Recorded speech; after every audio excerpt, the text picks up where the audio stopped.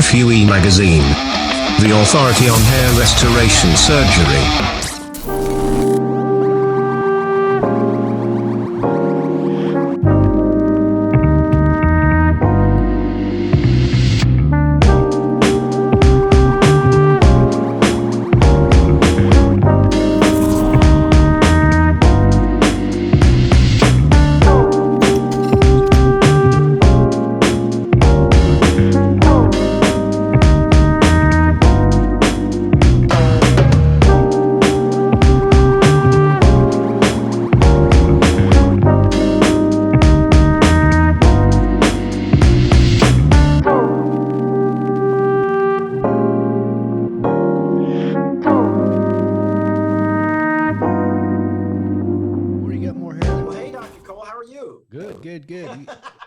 Good. I think you got more hair than me now. Right? Yeah. No, it's getting there, man. And I still got a few months left to grow in, right? Right. You just need a little very length. happy. I imagine you're probably 99% by now. It's just some of it's going to be, a couple of millimeters long. Some of it's going to be half a centimeter. And some of it, like you can see, is probably what? 2.5 centimeters, something like that. So yeah, I mean, it's definitely a mixture. Mm-hmm. It's coming in. Density's good. You can kind of see. Yeah. There's a Density's mixture good. of lengths here. Yeah. But overall, I mean, the coverage is amazing. Mm-hmm. Amazing. Yeah. Now I think, I didn't ever think we'd be able to give you like the home run, but I think we got a shot at filling in the crown. Which Shot is at what nice. now? I think we have a shot at filling in the crown, Yeah, I mean, I got to tell you, we're having a little bit of a lag in audio terms of the audio, so I'm going to try to make sure to give you a few seconds where I, talk. But I have to just say that I am very pleased with what we've got in terms of results so far. I really like what's happening. Mm-hmm. Why don't you tell us a little bit about what's new coming down the pike? Like I know. Oh boy, that's just we're looking at some new data on cell counts for regenerative medicine and ways to push them up, and we believe there's going to be a threshold where the follicle response is going to be maximal, where the cell signaling is going to be more impressive, more important, and where we're going to get the best proliferation and increase in density of cells and hair follicles. So, I think we may actually be looking at much higher concentrations, for example, platelets than ever before, as being important. Interesting. Yeah. And no, that's great news. Yeah. It's important for our viewers to know that when dealing with things like platelet-rich plasma or other types of platelet-derived regenerative modalities, that not all of them are the same. You need to make sure that if you're going to get a treatment for, whether it's for hair regeneration or whether it's for, the regeneration of your skin to improve elasticity and youthfulness of skin, or if you're using it for tendons or ligament regeneration, that you want to make sure that you are using the right the right number of platelets, getting the right growth factors at the right concentrations depending on the application. There are a lot of different companies out there that are offering kits to the doctors, and doctors are just making, in some cases, blind decisions about which kit to use. But you want to make sure that if you're going to get one of these types of regenerative therapies, that your doctor knows what they're doing and that they are going to use a process that is going to yield the highest possible regenerative modalities, whether it be platelets or growth factors or what have you. Dr. Cole is a pioneer in this, and he's on the cutting edge of doing the research and coming up with new ways of improving these types of measures and the corresponding outcomes. most doctors that you're going to go to for this type of treatment, if you're lucky, they're just going to use a prepackaged kit. To give you an idea, I would love Dr. Cole to work on my Achilles tendon because I have some Achilles tendonitis. And Dr. Cole specializes in the use of these regenerative modalities for hair. So I would typically go to somebody else, but I decided just for the heck of it to talk to a local doctor here in Brooklyn to see if this particular doctor is a podiatrist would do PRP. And the conversation went something like this. I asked them how they make their PRP. And they said, well, we chose a PRP kit. I think it was called Pure PRP. And the reason that the doctor chose Pure PRP is simply because the doctor's most profitable procedure in the use of PRP is something called a P shot. And because this particular PRP kit is used for P shot, she's going to use it on my Achilles tendon. And I'm just like, well, is that really the best use of that particular kit? Number one. Number two is that I have big questions about the validity and the actual utility of the P shot. And I guess if Dr. Cole wants to talk about the P shot, he can, or I can. But needless to say, I have my reservations about this particular doctor. So yeah, for example, in a tendon, you probably want much higher concentrations of platelets. It's kind of an avascular structure. So you want to stimulate blood flow into that area. But in something like bone, you probably want a lower concentration. And there's a lot of negative talk about neutrophils in PRP, but actually they're probably quite positive, even in osteoarthritis. And in osteoarthritis, you probably want a higher concentration, but there is some degree of argument between researchers in terms of the number of platelets that you want. And, the concentration of growth factors is linear in terms of platelet concentration. So the higher the platelet concentration, the higher the concentration of growth factors, and it follows a linear curve. So generally speaking, I think we're going to want higher concentrations of platelets because we're going to get more growth factors. We're going to get better cellular response. But it's one of the things we're really lacking great studies on in terms of evaluating it. Most of the PRP kits out there, the doctors have no idea what they're producing or even how to maximize the the benefit of their PRP in any kit they're using. For example, you'll see a lot of people talk about a yellow PRP. Well, a yellow PRP is not going to have the youngest platelets. It's not going to have the most potent platelets. It turns out the younger platelets they're going to be a little bit heavier. They're going to be sitting right at that red cell junction. So when you take whole blood and you spin it, what happens is it's going to layer with the heavy cells at the bottom. And then just above that, you'll see the platelets. They're a little bit lighter than the red blood cell fraction and the white cell fraction. And then on top of that, you're mostly going to have serum with sodium, potassium, chloride, calcium, and all the other minerals, which are very light. So the way you create PRP is you try to isolate the platelet fraction. Well, if you're making a pure yellow PRP, you're not getting those younger platelets, which are a little bit heavier, that are right on that red cell junction. So you really need to pull a little bit of that red cell fraction in to get the higher concentration of platelets and the better quality platelets. And the same thing happens when we're doing adipose. We really want the younger adipocytes.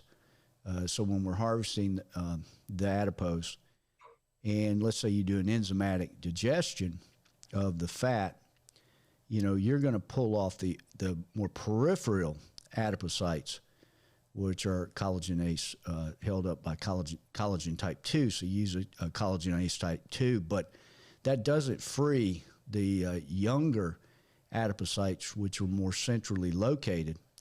And so you need to use typically a different collagenase, and I don't think most people even know that. So you really want the younger cells. And one of the advantages to mechanical isolation of adipocyte-derived mesenchymal stem cells is you're going to get a little bit of everything, and you get structural components, pericytes, adipocyte stem cells. So there's some advantage to that entire milieu, and you don't need as much adipose to create a known quantity of stem cells. You need a much higher quantity, about 10 times as much, to create the same number of cells by enzymatic digestion. So there are many different ways to not only prepare PRP and adipocytes, and there are many different kits, and the doctors really don't know what their kits are producing, and they don't know how to maximize the benefit of their individual kits. They really, unfortunately, they offer PRP, but they don't even really, I think, know a lot of times what that is. And they don't know how to maximize I would the tend benefit. to agree with you. I mean, having talked to, well, I think that, if you talk to your typical doctor who's just getting into this, when they pick a kit, they're not looking at things like the quality of the PRP that's being produced. Mm-hmm. Unfortunately, they're looking at things like the cost of the kit. They're looking at things like the ease of use or convenience of using the kit, as opposed to the quality of the end result that the kit is going to produce. Because again, from a doctor's perspective, they're offering, they're going to offer PRP to the patient, and at that point, they're looking for the cheapest and easiest to administer PRP, because they want to get the patient in, get them serviced, and get them out. Right. Whereas what you're doing is very different. You're not concerned with how quickly you can get the patient through the process. You're concerned with making sure that you get the best possible outcome for that patient. And that's why you're doing all this research, something that very few doctors are doing. Well, when I say most, I'm certainly not referring to everybody. There's some guys out there that are trying to improve things, improve the quality of the products they deliver to their patients. Mm-hmm. I just don't think most people most physicians really go to the effort to understand what they're doing, why we're doing it, and how to best utilize whatever source for making PRP, for example, or mechanically separate adipose. They just don't go to that effort. It's more of a marketing tool, and there's a new marketing tool out there for preparing PRP, which they call it evaluating how much blood you have to remove to make the ideal quantity of platelets. And they don't really go much into how they explain it, but then they talk about infusing it back IV, which redilutes everything. So it's really kind of a stupid process, but it is a great marketing gimmick, for their practice. But I don't think they probably listen to the marketing that they get from the company without understanding that they're actually just infusing it's not going to be PRP. It's going to be normal platelet counts. It just gets rediluted. It's sort of like taking a bucket of water and you put in a teaspoon of salt and you boil off the water and you have salt, and then you take that salt, for example, could be your PRP, it's concentrated salt, and then you add a gallon of water. So now you've got exactly what you started with. And so this is a marketing gimmick, and it's really it's not advantageous to the patient at all. Yeah. The other thing that's important for people who are getting these types of autologous blood product treatments is that there's no real standardization for its use, because in some sense it's cutting edge, number one. The other part of it is that it's not being covered by insurance. And so as a result, there isn't this pressure to produce results from it. So you're going to get a lot of variation in terms of the quality of the treatment you're going to get, because there really isn't that that kind of standardization that exists across all of the different kits or different approaches that the different doctors perform. So it's kind of buyer beware. I can personally say that PRP for me has had it's been mixed bag for me. I can say that for the hair, it's definitely stopped further loss, and it's done some degree of strengthening. But again, I didn't have a lot to begin with. But I can also say that it was very good for me when I had it on my joints, because I've had PRP in both my Achilles tendons. I've had it in my knees. I've had it in my elbow, and I've had it in my shoulder. And in those instances, it was actually quite effective. Matter of fact, I've got some Achilles tendonitis now that I want to address. Typically, I would use a different doctor, Dr. Greco in Sarasota, who, from what I understand, has a process which is very similar to yours that you use in hair. And I had good results with him. But I can also say that after a couple of years, I had to go back in again for it. Yeah, I mean, they do flare with the results I got. Yeah, it goes back to, like, if you were treating hair with PRP or anything, adipocytes, whatever, and you could use adipocytes in your knees or joints or tendons too. But they are immune modulators. They do cut down on the inflammation. And first of all, Dr. Greco, I do respect. He's a good guy. He knows what he's doing, and so he's an example of somebody that's really looking at how to improve our results. But yeah, you can, if you have the right PRP and you have the right concentrations, you can get a reduction in inflammation in tendons and in joints. But, again, it goes back to people just inject PRP. And I think that when you look at PRP, most of the time it's really not what we should be using. And, why would people be down on PRP? They're down on it because they didn't get a response. And why didn't they get a response? Because, a lot of times it's not the optimal concentration of platelets. And sometimes it's not even platelet-rich plasma. And sometimes it's platelet-poor plasma, which we call PPP. So, yeah, you're right. You got a good response because you went to the right guy. Yeah, that's absolutely true. Yeah. The other thing about it is that you can't get blood from a stone, right? It seems that, because I before you and I had met, I actually went to Dr. Greco for a PRP of the scalp, and I got a little bit of a result, but it wasn't, I guess, cosmetically that significant, but that's because there was very little hair there to begin with. Well, that's one of the things. Okay, so expectations. Yeah, good quality PRP will increase your density by 50% at 6 months, but you have to remember that if you increase the density of fine vellus hair, you're still not going to see it. So double the hair on a newborn baby, and it still looks like peach fuzz, right? Good point. So you have to keep your expectations realistic. Dr. Well, Coulson, a lot of what you do with PRP is, okay, look, you definitely, with the regenerative medicine you were using that we did on you, you definitely improved your overall density in your crown and in the front and in the top. So you did improve some of the cosmetically significant hair. Unfortunately, you didn't have that much. And what most people need to bear in mind is that with these regenerative therapies, you are trying, the number one thing you're trying to do is maintain hair. That's the number one thing. Yeah, I have to agree. I mean, I can move my camera so the audience can see here what we're talking about. you can take a look here at the crown. You can see that there is a fair amount of hair in that crown.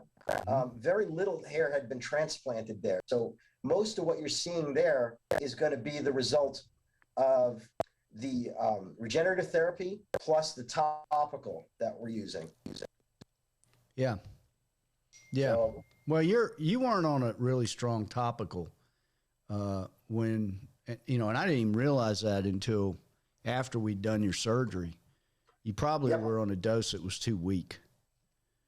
And so that had to be increased. And, yeah, possibly. you know, Yeah, usually, I would agree with that. Yeah, at about 6 months, you're going to see that. And I don't remember when we increased it, but it probably was December. We went to topical pretty much about, I think it must have been 2 to 3 weeks after the surgery, once the yeah, like December. So it's been scalp was in a condition to receive a topical. Right. So maybe like 4.5 months, something like that. And yeah, you should be seeing something with it by now, but it would be early growth. Yeah. The other thing that I have to say, which is really impressive to me, is the donor areas. For those people who want to see, I'm going to move this camera again so you guys can see it. So there's your donor area, and you can see here that it's nice and it's nice and thick. Yeah. Very, very. I would say it's damn near impossible to tell that some work was done here. Yeah. Well, and you don't have the highest density in the world either, especially on the sides. And I think we're pretty close to it. I wouldn't feel comfortable taking too much more out above your ears along the sides. But I think in the mid-occipital area, the mid-rear, then we can take more and add that to the crown. And that's where I say I didn't think we would hit a home run with you, which is coverage front to back. It's funny. I think now we will. On Friday, on Friday, I called into the Bald Truth show, and one of your colleagues, Dr. Ken Anderson, was actually in attendance, and he was making a case for FUT versus FUE. But be that as it may, one of the things that I did mention is that my case was not an easy case because of what you just mentioned. I don't have a whole lot of donor density to begin with, and I had a lot of area to cover. All of this here was basically bald for those people who aren't familiar with my case. Yeah. So a lot of work had to be done, and as such, it's not something which I would trust to anybody who is just getting into this business. Yeah. You want to make sure that the doctor you're going to choose is going to maximize the donor management. You're right. Because you don't get a second chance on something like this. Well, you don't. And I mean, I've been dealing with doctors for many years who continue to promote FUT. And they're almost invariably people who can't do FUE. And, for example, Dr. Anderson does not perform FUE. He uses an artist robot, which is probably the worst way you can provide FUE. It's a machine that really does a poor job of evaluating and managing the donor area. It harvests in very small increments. Sometimes it completely destroys a donor area in one pass. You're not going to maximally harvest from the donor area, and I've had many of his patients come in dissatisfied with their FUE procedure using the ARTIS. And so I would say, yes, he should make the case for FUT because he can't do FUE. And that's unfortunate, in my opinion, that somebody wants to make a case that FUT is superior to FUE in good hands. But, you wouldn't take your Ferrari to a mechanic at a gas station to have it worked on. You would take it to a Ferrari. I would actually compare it not so much to a Ferrari. I would compare it to a very delicate antique car. Well, yeah. I it's just, look, If you have a Ferrari, take it to a Ferrari dealership. If you want a strip, go to a strip surgeon. You know, it used to be I could do a strip very, very well. I haven't done strips, in any number since 2003. I would definitely say to anyone that wanted to strip, don't come to me. So at least I'm honest about it. I don't try to say that FUE is superior to FUT because I can't do it. I can do it. And I could do it very well. And I did extremely good FUT work. I just realized all the advantages of FUE. And quite literally, there is not a single advantage to FUT. Not one. Not one. And FUT is going to kill hair. The second you pull that strip and you tighten up that donor area, you're going to get traction alopecia in the donor area. I've done the study. I can tell you that the cross-sectional trichometry drops off by about 30% more than you'll see in FUE. And that's cross-sectional trichometry is a measure of number and diameter. And the diameter doesn't change, so it's got to be the number. So you're killing hair due to traction alopecia with FUT. You're definitely going to have less hair in your donor area after you pull the first strip. And the more you do, the more you're going to kill it. Gotcha. So for those people who don't know what traction alopecia means, essentially is it's the type of hair loss which is associated with putting undue stress on the scalp. You'll see it oftentimes with women who tie their hair up or people who use hair extensions and the like. Mm-hmm. You put undue stress on the hair and it kills the hair follicle. Yeah. And by doing a strip, what you're doing is you're removing tissue in a very concentrated area, and that causes that additional tension on that area, which could potentially result, and according to the mm-hmm. studies, does result in the death of some of the follicles in the surrounding tissue. Yeah, you're killing hair. It's a hair killer. Yeah. And it's a limited supply. You can't go down to Home Depot and buy more of it. So you need to protect it. That is definitely one of the most important things about these. Mm-hmm. Yeah. I'm going to speak as a consumer here for a mm-hmm. second. I'm going to say, and this because it was asked of me, Dr. Anderson asked me, how come I decided on FUE versus FUT? And my answer was that I didn't decide on FUT versus FUE. I decided on Dr. John Cole. Mm-hmm. And I think that for those people who are watching, it's really important for you not to concern yourself so much with the specifics of the techniques. You really need to concern yourself with a doctor. You have to make sure that your doctor has the experience and can make good decisions and has the track record. Mm-hmm. Specifics of, whether you're going to do FUE or FUE, whether you're going to use a particular type mm-hmm. of punch or a particular type of technique, because mm-hmm. nowadays they're pushing all of these crazy techniques, some of which aren't really techniques at all. They're just mm-hmm. marketing terms, mm-hmm. things like the Sapphire FUE and all of these other marketing terms. Those things are not nearly as important as the doctor. Well, to a large extent, that's true. I mean, you want to feel comfortable with your doctor, but you also, you want to make sure that your doctor is more than somebody you're comfortable with, that they're going to produce the result. I've had a lot of patients over the years put online that I'm kind of cocky, and I am. And they'll come meet me and they'll say, yeah, it's true, you're cocky, but the difference is I deliver. And, and I'm honest about what I can do and I can't do. And I'm not going to sell you something based on my inability to do something. I'm going to sell you on something that in my analytical process of evaluating all the options out there, that this is the best option for you. And sometimes it may even be something I can't do, and I have to refer you someplace else.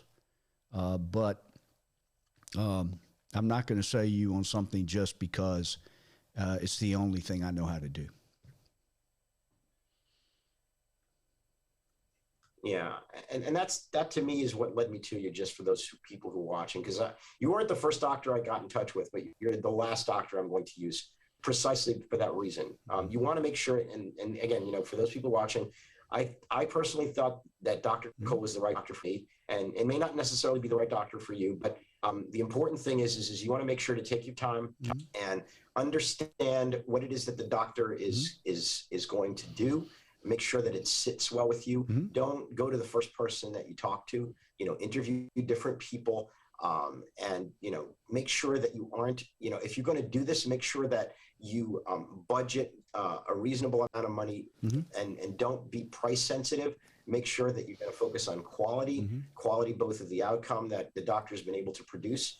Try your best to see and speak with people who have been patients of Dr. Cole, like I did. I got a chance to see a number of Dr. Cole's patients, to see face to face with them, to see what their outcomes were going to be before you go ahead and make a commitment to getting a surgery done. Yeah, that's good. I agree with all that. And for example, you and I talked about doing a testosterone replacement, right? And I got into that because I did it, and I felt better. My muscle tone increased. I got more energy. It helped me maintain body fat, and so I was like, yeah, this is great. I'm making people look good, but they are getting older, and we can help them, I think, feel better. But I knew that was not my area of expertise. And I was quite open with you that, hey, that's not my area of expertise. But the reason I went with the BioT method is it's cookbook. I plug in your lab values and they come back with what I should do. And when I do that, sometimes there are certain aspects to the follow-up that are confusing to me. And so I have a mentor I can go to and ask questions, and like, how should I manage this situation? And she'll tell me what to do. Now, and I learned something from you. For example, when we pulled your testosterone, you said, it's going to be higher in the morning. And we did it in the afternoon. So, we came back and found your level was higher in the morning. Yeah. And I laid it out there for you. I said, okay, do you want to do it or not do it? And you said, I'm going to delay. And I'm like, okay, so you're going to do more research. And I don't blame you for that. It's not my area of expertise. If I could sit down with you and say, Morty, you need to do this, I would, for your heart, your brain, your bones, and all the other advantages of doing it. But it also is negative potentially to your hair loss. So, we got to make sure we got DHT blockers there and put you on certain things to maintain your testicles from shrinking and stuff like that. But it's not my area of expertise. And so I have a real problem with physicians who, for example, don't have an area of expertise in FUE, but yet they discourage patients from doing FUE. They should just simply say, it's not my area of expertise. I do FUT, and I believe I get great results doing it. Yeah, well, I mean, that's one of the beautiful things about working with you, Dr. Cole. You're very honest, and you're also very humble. Even though people say you're cocky, you're not, because if you were cocky, you'd be shooting your mouth off about TRT, and instead you're basically saying, hey, this is an area which I'm just starting to get into, and I know for a fact that as time goes on, you're going to become that expert, and you're going to be teaching the BioT people a few things. Yeah, they've already asked me to write something on how to manage hair loss when you put people on testosterone replacement. They want sort of a cookbook formula from me on my area of expertise. But yeah, you see, there's a certain level of cockiness that comes from knowing your material and and studying the material, and you become an expert on it, and that comes across as being cocky. But because you know, and you know what's best, you know what's right, and that's a lot different than trying to sell somebody on a procedure or something because it's the only thing you know how to do. I think that if somebody wants an FUT procedure, I'm going to send them to somebody who does good FUT work. I might send them to Brad Wolf in Cincinnati, for example. But I wouldn't, say, oh, okay, you want a FUT procedure? Okay, I'll do it. Because I'm just not that, I'm not that guy who's really skilled at it anymore. My skills in FUT have atrophied, and on top of that, I don't believe in it. And if you don't believe in something, it's also a good reason not to offer it. For example, if I thought FUT was that much more superior, I wouldn't offer FUE.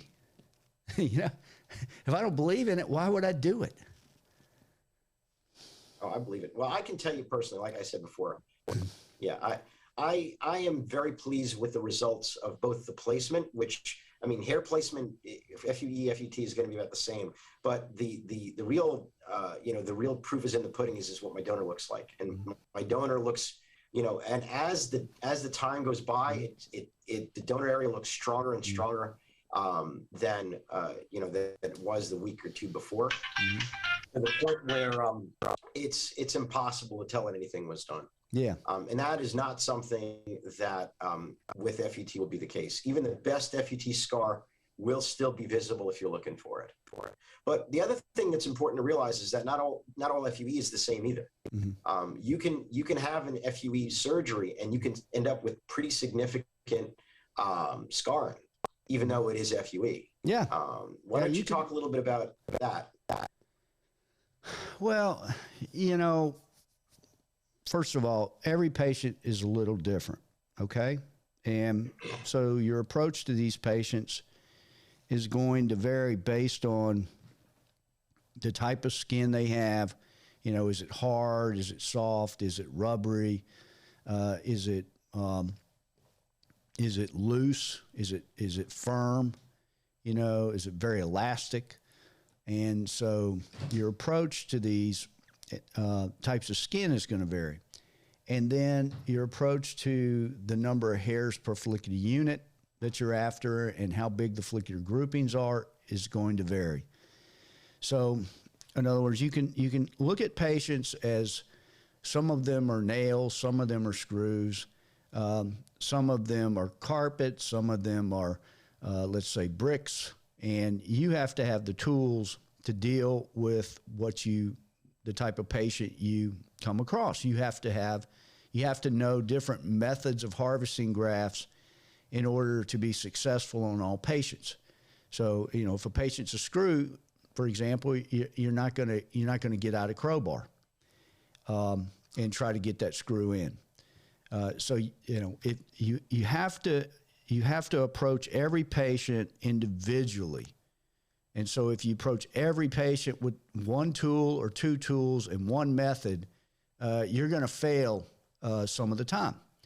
And I know from experience in that I've been manufacturing and selling instruments for a number of years that the vast majority of physicians who buy from me will buy one or two things. And I know that sometimes they're going to fail. And so in my kitchen, for example, I have all the tools I need to make a cake. I have all the tools I need to make pasta, fresh pasta. I can make bread. I can bake. I can fry. I can do anything I need to do in my kitchen because, first of all, I've done a ton of surgery over the years. And I've done a ton of FUE. And I've taught FUE. Doesn't mean everybody listens to what I teach them, but you got to approach patients individually. And so if you go in with one way of doing things and let's say worst case scenario, you got one way and you don't do it well to begin with, you can tell a patient you did 4,000 grafts, and then I look at the patient and I see maybe 2,000 growing, and I look at the donor area and it looks like they took out 6,000 grafts. So, and I see that a lot coming out of Turkey. But that's not to say Turkey is a bad country. There are great surgeons there. Yeah, it's just the overwhelming majority are bad because they haven't. It's just how can I go from a guy who makes $1,200 a month to a guy who makes thousands and thousands of dollars a month? Well, they offer hair transplant surgery. And patients go there because it's cheap, and a lot of them get ruined. But, I've seen two patients this week, for example, who are, they're basically train wrecks, and they were operated on in the U.S. One of them had a 6-centimeter hairline. He's a Norwood Class 6. He's got 225 square centimeters of hair loss. His donor area in the back is basically full. It's got 2 strip scars that are wide. The first strip was performed by a clinic in Atlanta that offers $2 a graft, and he got very little growth from that, according to him. I didn't see him right after the procedure. He didn't get him numb. He felt everything while they were working on him, and he told him he was in pain, and they kept saying, "You won't remember it," but he does. And then he had a second strip in Alabama, got a little bit better result. Then he had a FUE procedure, 1,500 grafts, which he really liked. But all in the while, his hairline's too low. So one could look at you, who's a Norwood 5, maybe potentially a 6. I thought you were going to a 6 originally. We kept your hairline elevated because it's going to save you at least 2,000 grafts. And you might need that one day if you drop down on the sides. And if you don't, we might be able to one day lower it, especially if we can get some better regenerative therapeutics that allow us to, grow some stuff back in up top. We can use follicles to do other things. But having said that, I think your donor is getting close to a tap out. And so we don't want to lower your hairline. So for example, if your hairline were, 2 or 3 centimeters lower and broad like his, you're going to be a mess. So he really is stuck with body hair at this point to fill up his crown, and he's already dropping down on the sides. Second patient I had started out with a small strip. He's a Norwood 6 going to a 7. He's in his early 50s. You can only imagine how bad off he's going to be over time. He had a small strip, about 800 grafts, followed up by a larger strip, and then followed up by an FUE procedure in a clinic that said they were the first clinic to ever perform FUE in Pennsylvania. They used a neograft.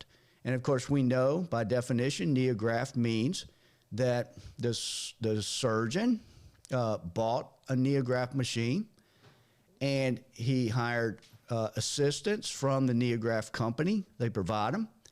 They come in and they perform the entire surgery. He said the doctor spent about 15 seconds with him. So ultimately, they may have done an okay job, but they certainly were in no way, shape, form, or fashion skilled enough to be dealing with someone that's going to a Norwood 7.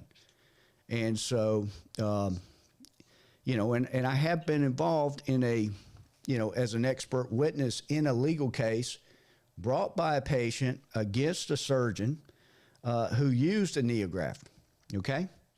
And he had his nurse perform the procedure. His nurse was an RN, which is allowed in the state he's located in. She performed the extractions, most of them. He says he did some. But the patient brought a suit before him, and this suit was thrown out of court, and it wound up on the plate of the medical board. And in this particular case, the board went to the neograft company. The neograft company claimed that they do not promote assistants performing the surgery, but yet we know that's their modus operandi. They offer the machine, and then they offer to send assistants there to perform the surgery. And then, of course, they abruptly ended the call with the medical board. So it's a company that in some ways is a little dishonest, but assistants operating on individuals who are heading to a Norwood 6 or 7 should literally never be allowed to touch these patients. It's too complicated. First thing that should have been said to this patient way back when he had his first surgery in 2000, which was 22 years ago, he had to be showing evidence of going to a Norwood 6 at that age, because he's showing evidence in his early 50s of Norwood 7. That surgeon should have said, I don't think you're a good candidate. All right? Now, in 1990, when I started doing these procedures, there was nobody talking about patients being poor candidates or be on the lookout for people that are poor candidates. It was like everybody's a candidate.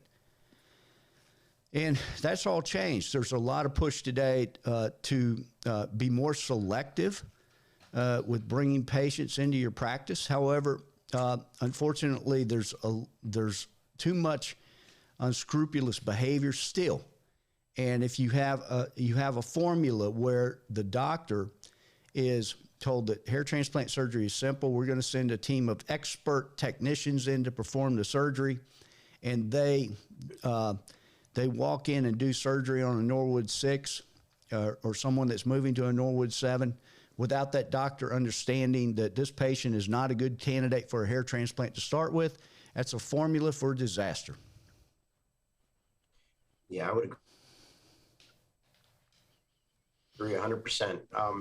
So yeah, I mean, to speak a little bit about my case, personally, I am very pleased with the height and placement of my hairline. I haven't had this much hair on my head since I was probably 25. So as far as it being a little bit high, you know what? I am pleased as punch with it. I do not want it 1 millimeter lower than it is. It's perfect for your age. It's perfect for your age and your donor density. Absolutely. So that's as far as yeah.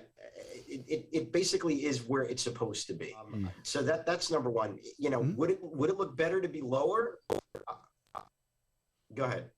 Oh, I was just going to say that you know, when you're in your 20s, and I run into this all the time. Even some patients in their early 30s, they want to look 18 again, and they'll bring in pictures showing me their hairline at 18 and whatnot, and just because somebody wants something doesn't mean it's a good idea to do it. And if they insist on it, then it's better to say, I'm not going to do it.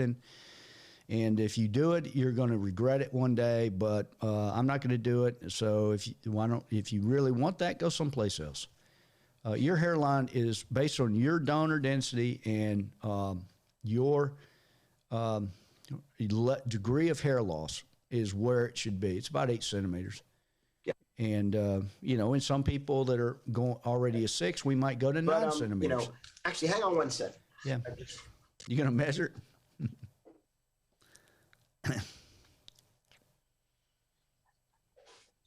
I'm just pulling out some old photos here just to show you where my hairline was in my 20s. Oh, boy. And to show you that even though some people might say that it's high, yeah, you can see here. It's pretty that's close. Me at 25. Yeah, it's very similar. Yeah. So ultimately, I am where I'm. Yeah. So I think that we did fantastic. Yeah, and I think we're going to finish the crown. I have absolutely.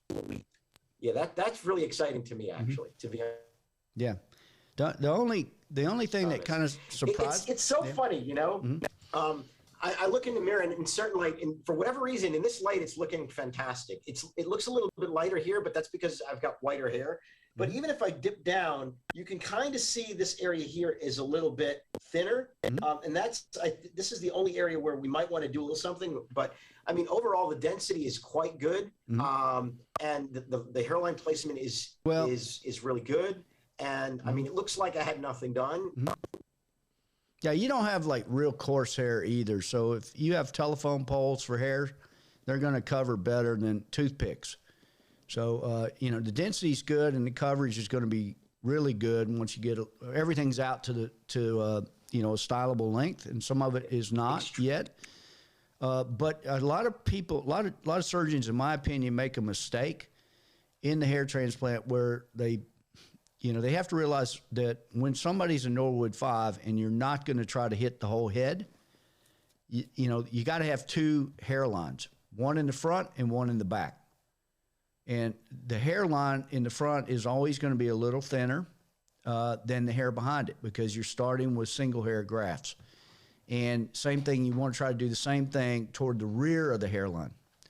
Now, that doesn't mean you can't scatter some 2s into a balding or bald crown, but you don't want to make it too many necessarily if you can't finish it because it'll look, it can, especially if the hair's coarser, it'll look potentially toothbrushy like a hair transplant. So we did stick some beard hair in your crown, I believe, and I can kind of make those out. They're just a handful. They're a little bit wavier. And we also put some telogen hair grafts as a study in your crown to see if they would grow, because nobody's ever studied telogen hair hair grafts. I've studied telogen hair off the body, and I know the yield's a little bit lower than active growing hairs, but you had a high telogen ratio with some of your follicular units were entirely in telogen, which I think most physicians don't recognize exists, but it does. In your case, you had a higher percentage of resting hair, telogen hair, and we put pure telogens in your crown in a small area, not too densely packed so that it looks kind of crazy, but they're growing. They're growing, which is, now we know that if telogen hair, total telogen hair follicular units do grow, they do produce hair. Mm-hmm. Now that's and that's comforting yeah. because it means for those people who are like me, those hairs can and should be placed. Yeah, you would. And one of the reasons you do like PRP, a good PRP, is you want to push those hairs into the growing phase. The topical finasteride probably does that too. Gotcha. But you want to keep them in the active growing phase so they're not cycling and the telomeres are shortening and the hair eventually falls out. So I don't want to keep you all day, but anything on your mind, you can shoot it out. And I've talked way too much. I'll let you talk. Sure. So real couple of really interesting quick questions that I've always had. Let me move my camera here so you can see the area in question. So I'm going to just hold this up over the top of my head. So you can see the density here is a little bit lighter than the edges of the native hair. See, these edges here are nice and thick. Mm-hmm. Here at the high end of the border, right on the border. The hairs right here on the border are thicker than the ones that are further down. Mm-hmm. When you extracted hair, you extracted hair from here and from here in the back as well. But you kind of left the edges here alone because I believe you were concerned that these areas would eventually drop. Yeah, I mean that's. I always wondered. Go ahead. Okay, go ahead. You were. I'll let you speak. I'll keep answering and not let you talk. Yeah. So what it does is it has the effect of framing the transplanted area with these kind of hard borders. Mm-hmm. And I know, like I said, I guess as a surgeon, you have to make a decision about how high up you want to go in order to avoid hitting hair, which is in danger of being of falling out eventually. Mm-hmm. Yeah. Okay. Maybe you could talk a little bit about that. All right. First of all, there is a difference from the appearance of the area we grafted and your native hair. Okay. It looks darker in your native hair area, and it looks thicker.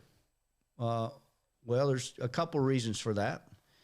One is, again, it goes back to not all the hair is out to a stylable length. As that improves, hopefully some of that contrast will dissipate. Secondly, it will look potentially denser because it is. If we look at your density on the top of your head, at the perimeter, it's probably 60 to 70 follicular units per square centimeter versus 40 to 50 on top. So it's a lower density. And again, not all of it is out to a stylable length. And then discussing why we don't harvest a little higher. It's not that we can't, and sometimes there's an advantage to going in a little higher and thinning those areas out a little bit to eliminate some of that contrast. And that's one of those things we will certainly look at and keep in the back of our mind. but it wouldn't necessarily be where we would start, because when you talk about what's more likely to be lost in the next 20 years, it's the hair up close to where we've ended the grafting thus far, if that makes sense. So if we put hair that's more likely to be lost in 20 years, is that an economic advantage to all patients? And I look at it from two perspectives. When you're young, you want to look as young as possible. And so let's give them as many youthful years as possible. But also look at it from the perspective of, if I move things up there that are more prone to fall out later, then I've kind of cheated this individual by putting a less likely permanent hair over time.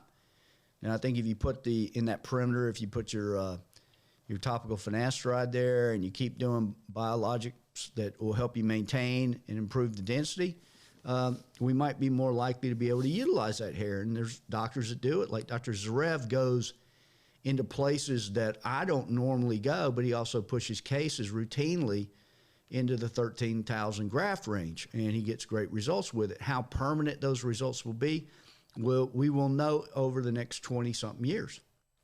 He's a younger surgeon. He's very talented, very, very, very ethical and honest guy.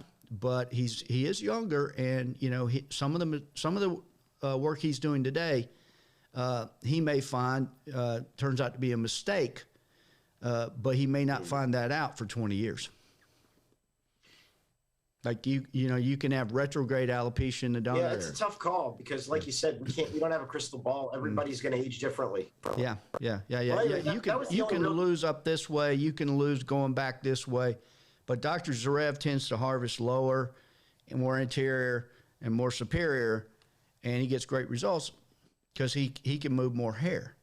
If we stay to that traditionally safer, and I emphasize safer donor area, not safe donor area, because no such thing as a safe donor area, then we're not going to have as many follicular units. It's like, if we have 10 acres of land and I only let you harvest trees from 5 acres, well, you're not going to be able to harvest as much lumber as if I turn you loose on at least 9 of those acres. I hear you. Mm-hmm. Well, I mean, like I said before, you can't tell from my donor area where you harvested. And a big part of that's because, from what I recall, you only took out about 20% of the density that was there, number one. And number two is, I believe that I've recovered probably about 30-40% of what you took out because of both the regenerative therapies that we did pre-surgery and your own techniques. Yeah, you'll get some follicle regeneration for sure. And about 30% of the extraction sites more than likely will regrow at least one hair. I did the study originally where we used A-cell on half the head and not on the other half. And on the half we used the A-cell, we couldn't locate 48% of the extraction sites. On the side we didn't use A-cell, we could find 100%. And, we marked each extraction site with a pin I developed that every time I mark the scalp, it counts. So we got real accurate counts, and it was in every case we did, we found 100% where you did not use A-cell. And then I have done smaller studies looking at small areas, and the regeneration when we sealed that area was above 50%. But I think on average it's probably around 35% of the extraction sites will get at least one hair. And in some of those, in the small studies, some of those follicular units grew back in their entirety, like 3 hairs. So it's a limited depth approach that leaves some of the stem cells intact. And then you put A-cell in there, an extracellular matrix, which is a promoter of regeneration. I cut my leg and I think in 2009, and I sewed it up on the dock without anesthesia using a rusty needle driver and a piece of suture that was very old and not large enough to maintain the wound. So I had to leave it partially open. And then when I got back to Atlanta, I put A-cell in there and I can't find the scar. So you know, I'm a believer that ACell does help regeneration of tissue. Very much so. The other thing that you also used was you used the platelet-rich fibrin, I believe, in the recipient area. Yeah. How does that compare with ACell, or is that? Well, platelet-rich fibrin is not platelet-rich plasma, but it is rich in platelets, and it's concentrated platelets. So, you know, when we spin the blood, the platelet fraction will clump, and then the serum will be around it. So the serum is not necessarily what we want. We want the that clot, and so then we take that clot, which is very high in platelets, and we sort of liquefy it by passing it through filters, starting at 2.4 millimeters or 2,400 microns, and progressively decreasing that down to 600 to 400 microns. So these small microns will allow us to break up that clot and leave the platelets, and then we turn that into a paste. And it's really good to put that, especially on the donor area, you know, after you put the ACell in, and it'll help form a clot over that donor area. But the platelets are full of growth factors that improve the healing. It's commonly used in dentistry for, you know, bone grafts and things of this nature, because the platelets promote the healing and improve vascularization to those, you know, to those grafts and whatnot in dental surgery. Very cool. And did you do a comparative study of ACell versus ACell plus PRF? I haven't used ACell and PRF as independent variables. You know, it'd be interesting to use ACell on one side and ACell plus PRF on the other. I haven't done that. That would be really a pretty cool study to do. But again, you know, so many studies in so little time, right? You know, I have done ACell plus PRP, and it does improve. Well, Doc, if you need a guinea pig. You know. Well, when you do studies, the other thing you need is All staff. right, Doc, listen, I don't want to keep you. Mm-hmm. I know at 3:30. Yeah. At 3:30, I know that I may have something to do, so I'm going to let you. Yeah, he's already messaging me. Once he again, wants to it's see been a you. pleasure talking with you and your son. Yeah, I'm sorry I didn't get to see you in person this weekend. Would have been cool. But next weekend, okay? Yeah, I hope so. And thank you again for helping me through this COVID nonsense. Really Yeah, appreciate we it. definitely didn't want you to get, which there is a definite link between COVID and COVID-induced telogen effluvium. That's the last thing we wanted to do, was see your brand new grafts fall out. That would be bad. We don't want that. Yeah. So glad you called me. Okay. All right. Take it easy, and we'll chat again next week. All right, my friend. You take care. See you around. Okay, for the surgeons out there who are interested in really good, high-quality surgical instruments, don't forget Cole Instruments. And for patients who are looking for products to clean their hair, one of the products we developed back in 2005 was the Hair Cycle line, which, you know, it does help promote anagen. It does help promote hairs to stay in the active growing phase. You know, it's certainly not a pharmaceutical, and but it is a shampoo. It does help women, for example, grow hair longer than they could before. Is it going to work in everyone? Who knows? But it definitely in my close knit family has helped out some of the women in terms of being able to grow their hair an inch or two longer. So you know, it's got a lot of ingredients in there to help your hair. And so if you watched all this, glad you made it through. But we'll try to do something again. Take care, and good growing to everybody.